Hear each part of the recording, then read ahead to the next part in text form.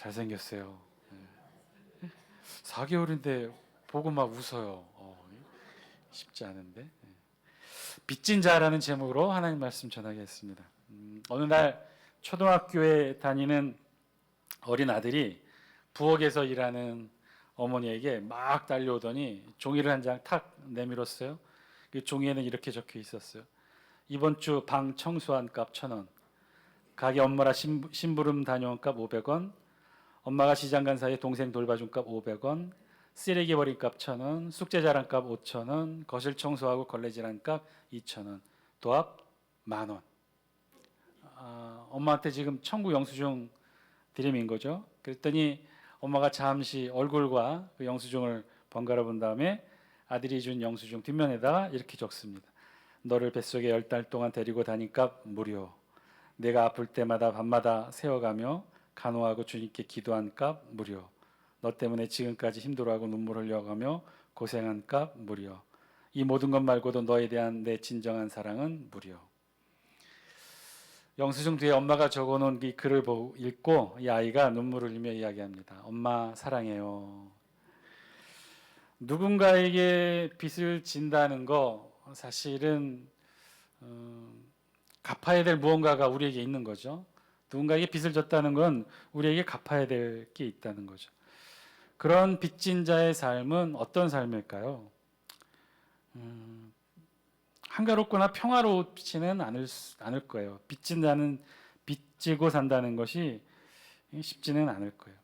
한 라디오 사연에 소개된 내용입니다. 어느 날 집에 검은색 정장을 입은 사람들이 막 들이닥쳤대요. 자신을 법원 공무원이라고 소개한 뒤 갑자기 아버지를 찾더니만 모른다고 하니까 아버지가 빚을 갚지 못해서 가압류하기 위해 왔다는 거예요. 그래서 집안 곳곳에 딱지를 붙입니다. 밥솥, 전자레인지, 냉장고, 선풍기, 심지어 주방에 있는 그릇들까지 다 딱지를 붙여. 그리고 심지어 어디에까지 붙이는 줄 아세요? 강아지에까지. 이 집의 식구가 엄마하고 아들하고 이 강아지인데 다음 사진 이렇게 예쁜데 거기다 등짝에다가 압류 딱지를 붙이고 사진을 찍은 거예요. 너무 속상한 어머니가 막 얘기했어요. 아니 남편은 집 나간 지 몇 년이나 됐고 그리고 이 살림살이 내가 직장 취직해서 내가 번 돈으로 한 건데 왜 여기에다가 이런 걸 붙이느냐. 그랬더니 공무원들이 이렇게 말합니다.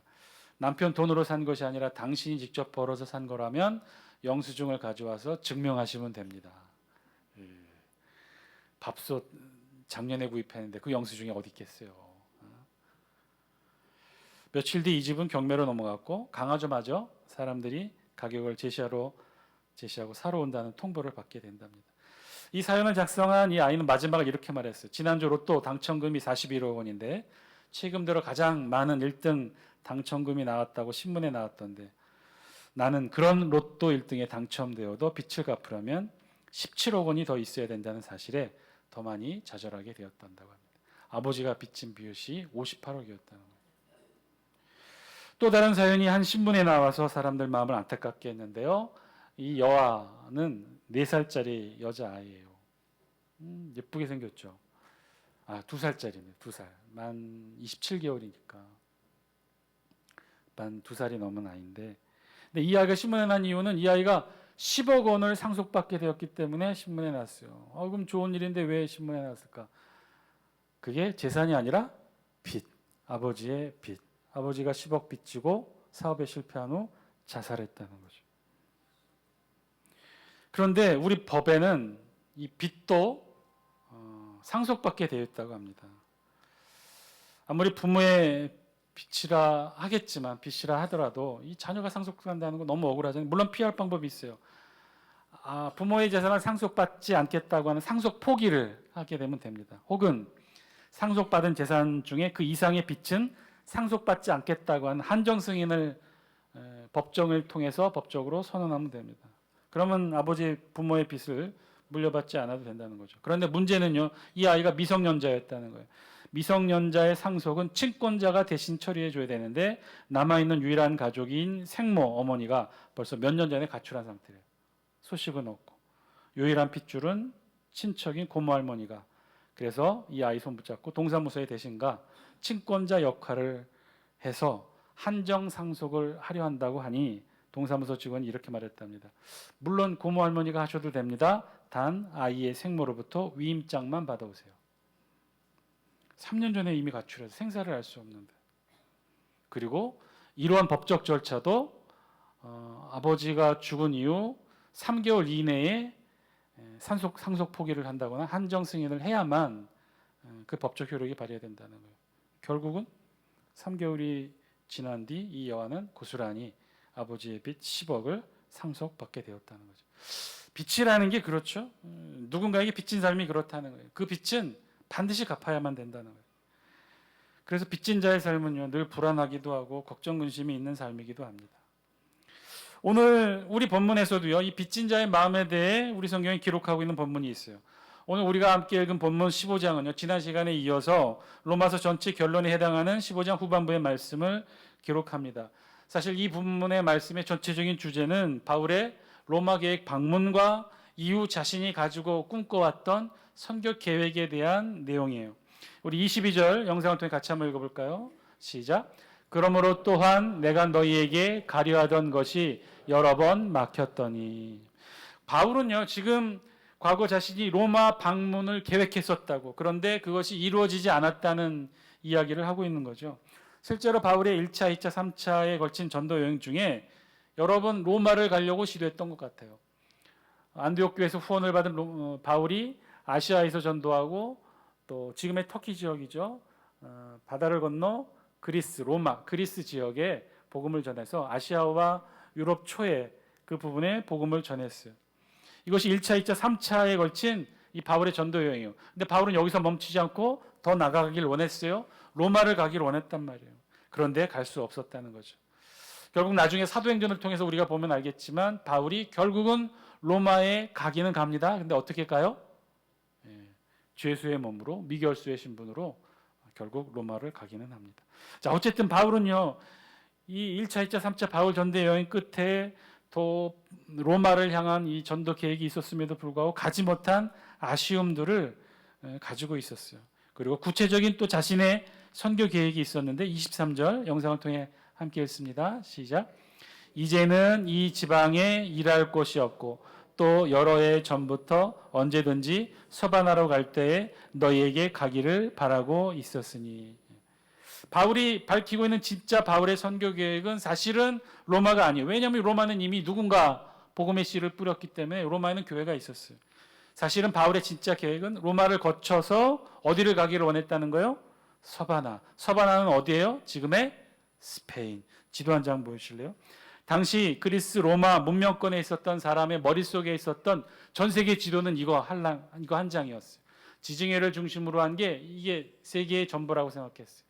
그래서 일본이라고 쓰여진 곳 한번 보실까요? 1번은 어디예요? 저기가 예루살렘. 2번은 어디예요? 저곳이 마게도니아, 아가야, 그리스, 오늘날 그리스 지역에 있는 곳이고 점 찍은 곳이 바로 고린도예요. 바울은 저 2번 고린도 교회에서 지금 로마서를 쓰고 있어요. 로마는 어디예요? 구두 모양으로 생긴 이탈리아 중심에 있는 3번. 바로 저 3번 로마를 가기를 원했던 것인데 그 로마를 가려고 하는 목적은 어디예요? 4번. 저 스페인. 지도로 보면요, 저 스페인이 땅끝이에요. 끝이라고 생각했어요. 그래서 4번 저 피스테라의 저 지역의 명칭이 뭐냐면 땅끝 마을이에요. 땅끝 마을.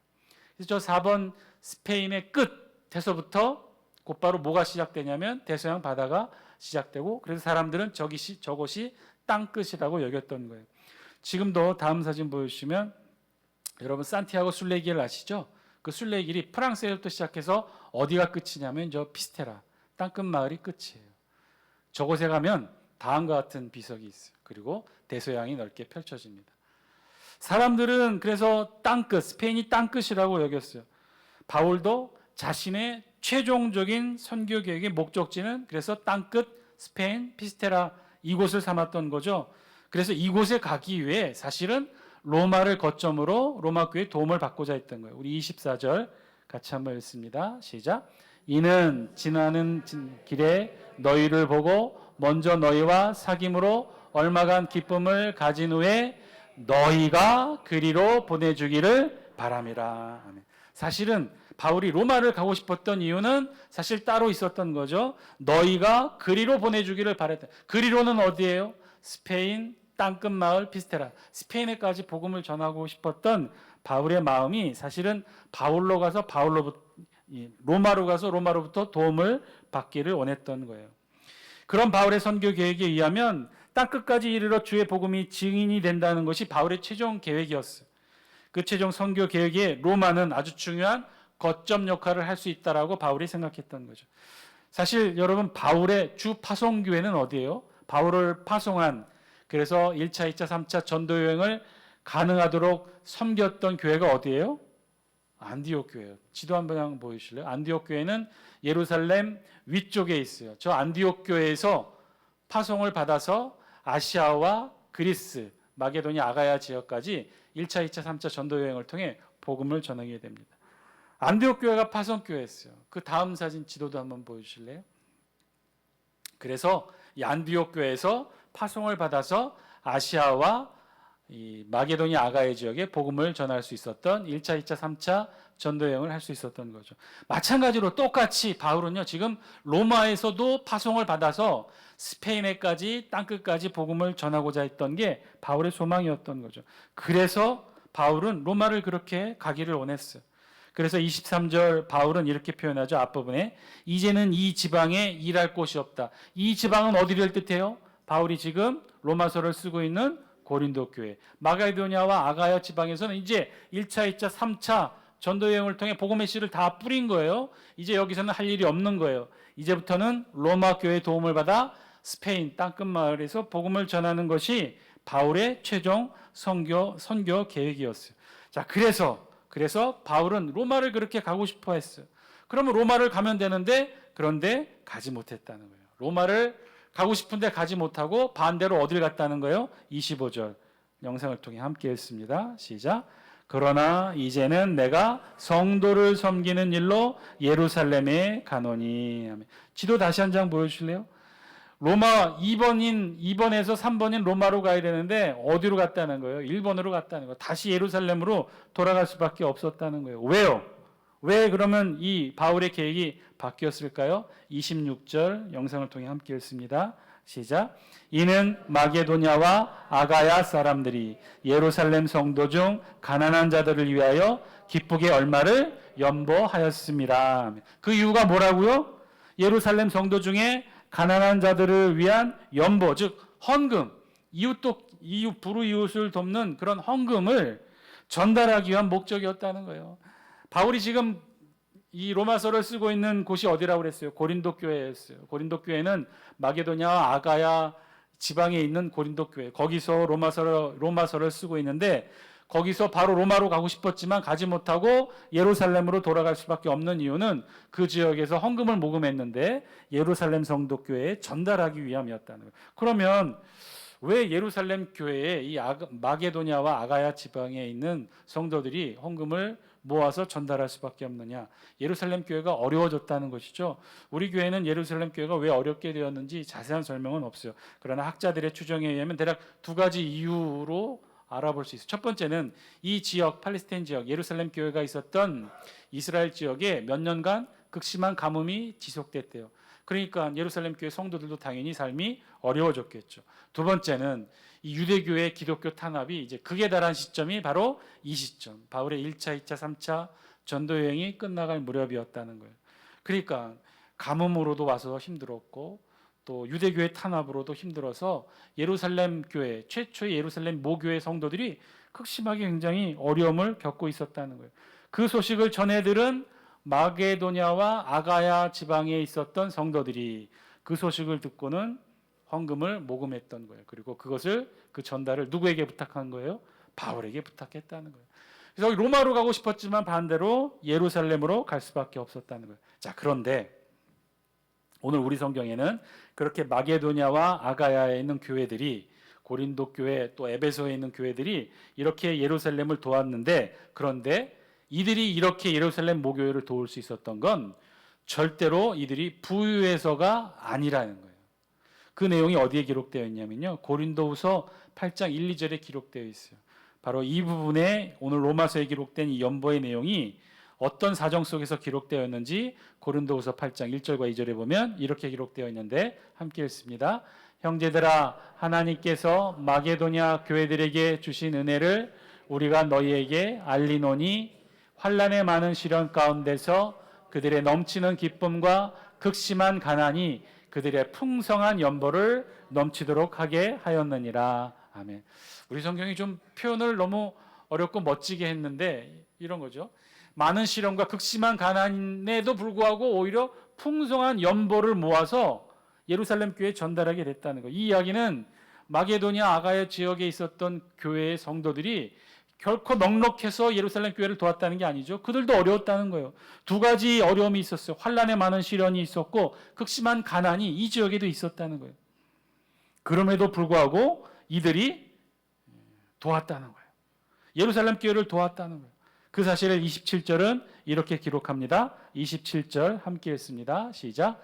저희가 기뻐서 하였거니와 또한 저희는 그들에게 빚진 자니 만일 이방인들이 그들의 영적인 것을 나눠 가졌으면 육적인 것으로 그들을 섬기는 것이 마땅하니라.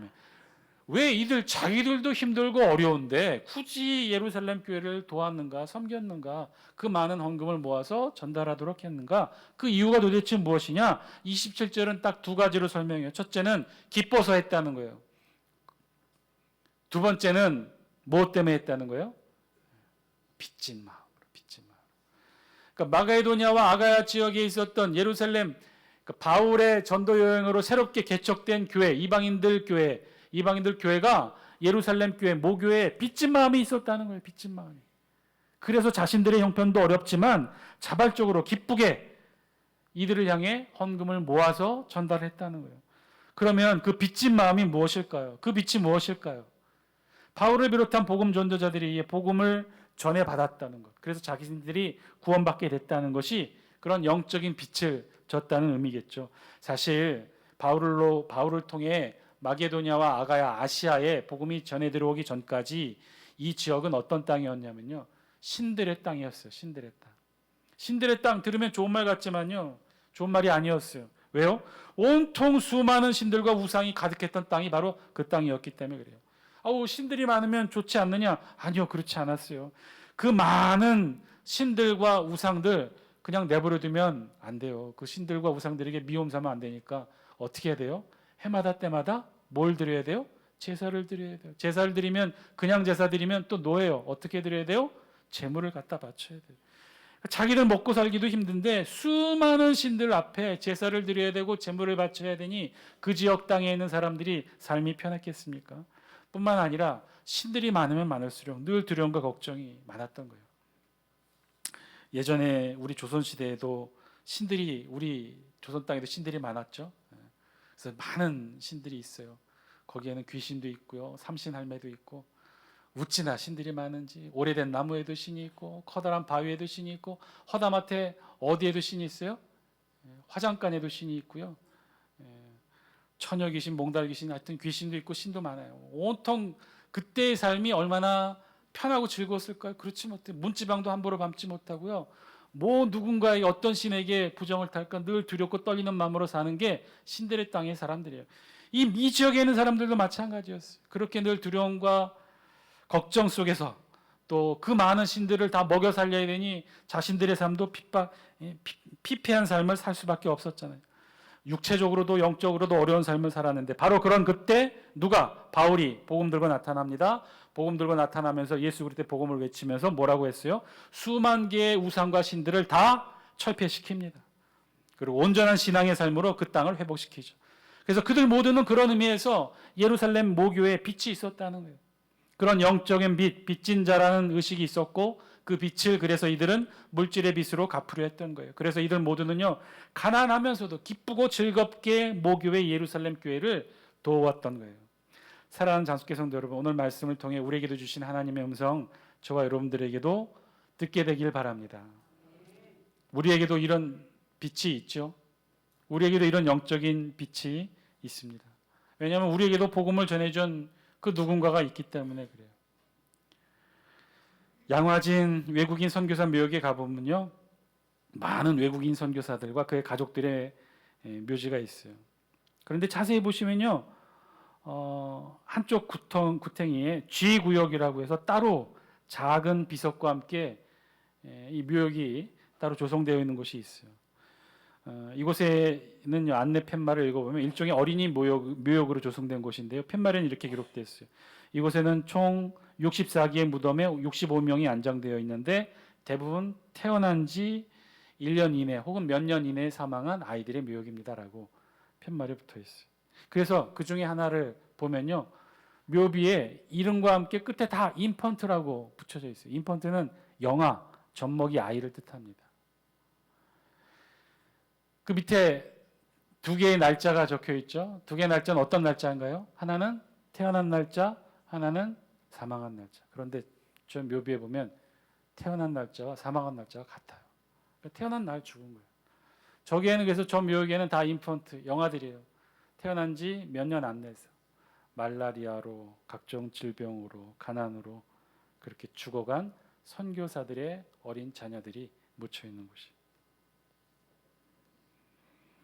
이 땅에 와서 이 묘역에 묻힌 선교사 숫자 6개국, 남아공, 미국, 스웨덴, 영국, 캐나다, 호주 6개국 선교사 145명과 그리고 그의 가족 417명. 여러분, 우리도 빚진 자입니다. 이들에게 빚이 있는 거죠. 그렇다면 우리도 갚아야겠죠. 우리 교회가 전도와 선교에 열심을 내는 이유가 바로 여기 있어요. 전도하고 선교사를 후원하고. 여러분, 우리 주보 맨 마지막 페이지에 보면 뭐가 있어요? 우리 교회에서 선교 지원하는 교회 및 기관이 기록되어 있어요.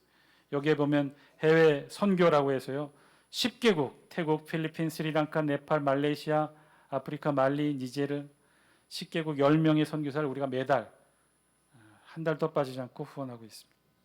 그리고 국내 각 개척교회 기관 및 8곳, 그리고 맨 하단에는 장수군내 안에 있는 11개 자립대상 교회도 우리가 섬기고 있습니다. 그러고 보면 우리 장수교회 열심히 해요. 전도와 선교회 열심입니다. 전북 동로에 우리가 속한 노예 60여 개 교회 중에서 이렇게 잘 섬기는 교회는 우리가 단연 1등이에요. 이건 제가 자신 있게 말할 수 있어요. 여러분, 우리 노예 안에서 우리 교회가 이런 전도와 선교회는 1등이라는 자부심 가져도 좋습니다. 특별히 코로나와 어린이집 건축으로 인한 힘든 재정 가운데서도 우리 전도와 선교회 재정 줄이지 않고 잘 지켜오고 있어요. 정말 잘해오고 있습니다. 우리 장수교회는 정말 빚진 자의 마음으로 이 사역 잘 감당해 오고 있습니다. 그런데 여러분께 묻고 싶습니다. 우리 장수교회는 빚진 자의 마음으로 잘 섬겨오고 있는데 그 안에서 신앙생활하는 우리는 빚진 자의 마음으로 신앙생활하고 있나요? 교회는 전도와 선교에서 빚진 자의 마음으로 헌신적으로 잘 감당하고 있는데 그 안에서 신앙생활하고 있는 우리는 빚진 자의 마음과 신앙으로 신앙생활하고 있습니까? 여러분들은 어떠신가요? 매주 예배를 드리면서 여러분들은 어떤 신앙의 마음으로 예배를 드리고 있습니까? 빚진 자의 마음으로 예배를 드리고 있습니까? 사실 이 자리에 있는 우리 모두는 다 빚진 자예요. 태어날 때부터 복음을 입에 물고 태어난 사람은 이 자리에 아무도 없을 거예요. 숟가락 대신에 십자가 붙들고 태어난 분들은 이 자리에 아무도 없을 거예요. 아우, 목사님, 제가 이래봬도 모태신앙입니다. 어머니 뱃속에서부터 교회에 나와 예배를 드렸어요. 그 어머니 모태신앙을 인도하신 분이 또 있겠죠. 그 어머니의 어머니, 또 어머니의 어머니 거슬러 올라가다 보면 그렇게 복음을 전해준 분들이 있을 거예요. 다 누군가로부터, 우리 모두는 다 거슬러 올라가면 누군가로부터 복음을 전해받은 복음에 비친 자들이에요.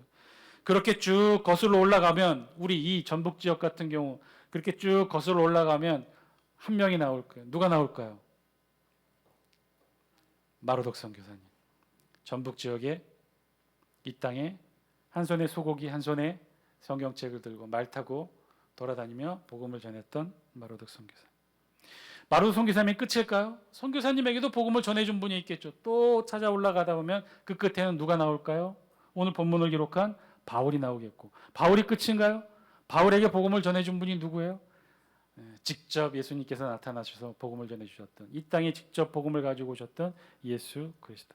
우리는 다 그렇게 누군가에게 복음을 전해받은 영적인 빚진 자인 거죠.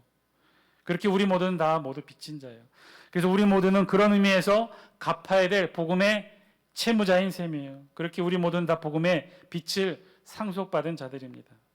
그런데 안타까운 것은 언제부턴가 우리에게 그런 빚진 자의 모습이 사라져가기 시작했지요. 빚진 자의 모습이 여러분 사라지면요, 그곳에는요 전혀 다른 모습이 남게 돼요. 여러분, 우리 신앙생활하면서 왜 헌신하고 교회에 왜 봉사하는 것일까요? 우리가 시간이 남아서일까요? 여유가 있어서일까요? 아니요, 그렇지 않아요. 우리 모두 빚진 자이니까 그렇게 하는 거예요. 빚진 자이니까 그 빚을 이렇게라도 갚는 거죠. 헌신하고 봉사하고 직접적으로 전도하고 선교하지는 못하지만 교회가 그렇게 할 수 있도록 교회에 나와서 우리가 헌신하고 봉사하는 거예요. 그 마음은 다 빚진 자의 마음이에요. 우리가 결코 여유로워서가 아니에요.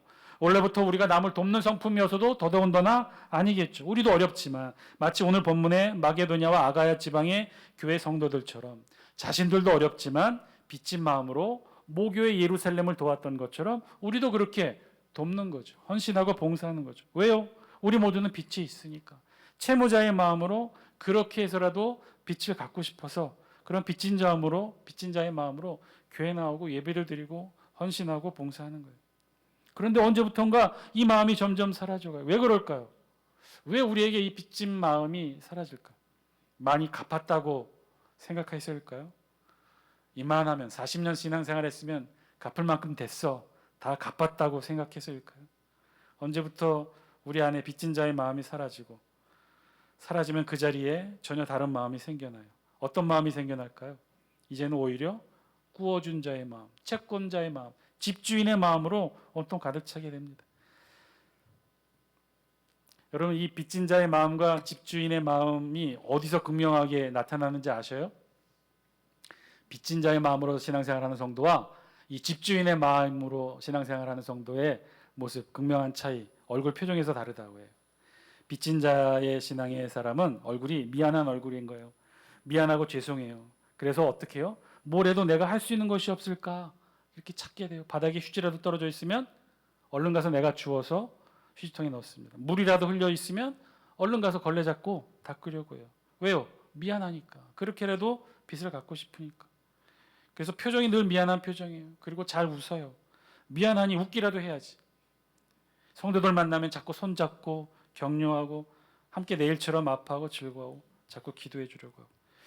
그런데 그런 미안한 마음이, 빚진 자의 마음이 사라지게 되면 점점 그 사라진 마음에 뭐가 채워져요? 채권자의 모습이, 집주인의 모습이, 그 집주인의 얼굴이 남아요. 집주인의 얼굴의 특징은 어떤 거예요? 일단 인상을 씁니다. 잘 웃지 않아요. 그리고 매사가 늘 화가 나 있어, 표정이. 내가 집주인인데, 내가 이 집을 위해서 내가 얼마나 헌신하고 봉사했는데 감히 여기다 휴지를 떨어뜨려? 여기다 물을 흘려? 도대체 뭐 하고 있는 거야? 예배 안내위원들은 뭐 하는 거야? 집사들은 뭐 하는 거야? 권사는 뭐 하는 거야? 화가 나 있어. 막. 예배 때도 화가 나 있어요. 온통 찬양대 찬양을 들어도 틀린 음정이 귀에 거슬려. 이번에 엘토가 틀렸어. 저 엘토. 여기 얘기하는 거 아닙니다. 반주를 들어도 왜 이렇게 자꾸 틀려. 대표 기도도 화가 나는 거야. 왜 이렇게 길어? 했던 얘기 또 하고 중언부언하고. 제일 화가 나는 부분은 어디예요? 설교 시간. 목사가 설교를 잘 준비해도 불만이에요. 아이고 말은 참 잘해. 너나 잘해 너나.